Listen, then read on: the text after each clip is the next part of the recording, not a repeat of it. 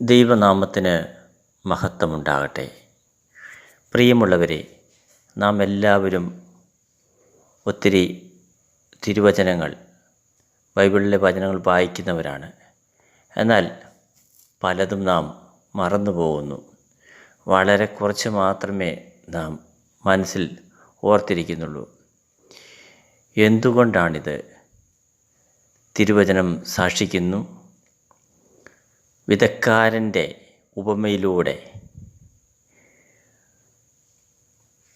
ഹൃദയത്തിൽ വിതച്ച വചനം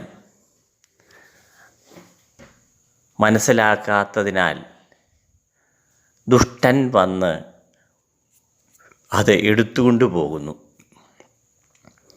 പിശാച് വചനം എടുത്തുകൊണ്ടു പോകുന്നു. അവർക്ക് കേട്ട വചനങ്ങൾ മനസ്സിലാക്കാൻ സാധിച്ചില്ല. അതാണ് ആ വചനങ്ങൾ അവരിൽ നിന്ന് നഷ്ടപ്പെടാൻ പിശാചിന് എടുത്തുകൊണ്ട് പോകാൻ അവസരം ലഭിച്ചത്. അതിനാൽ നാം വചനം പഠിക്കുമ്പോഴും വായിക്കുമ്പോഴും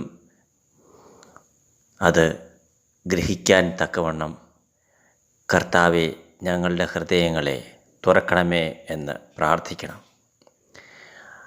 അവിടുന്ന് ശിഷ്യന്മാരുടെ ഹൃദയങ്ങളെ വചനം ഗ്രഹിക്കാൻ തക്കവണ്ണം തുറന്നതുപോലെ നമ്മുടെയും ഹൃദയം വചനം ഗ്രഹിക്കാൻ തക്കവണ്ണം തുറക്കുവാൻ വേണ്ടി നാമും പ്രാർത്ഥിക്കണം.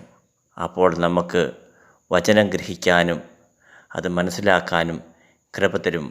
അപ്പോൾ പിശാചിന് നമ്മളുടെ ഹൃദയത്തിൽ നിന്ന് ഒരു വചനം പോലും എടുത്തു കളയാൻ, എടുത്തു കൊണ്ടുപോകാൻ സാധിക്കുകയില്ല. എല്ലാവരെയും ദൈവം സമർത്ഥമായി അനുഗ്രഹിക്കട്ടെ. പിതാവിൻ്റെയും പുത്രൻ്റെയും പരിശുദ്ധാത്മാവിൻ്റെയും നാമത്തിൽ ആമേൻ.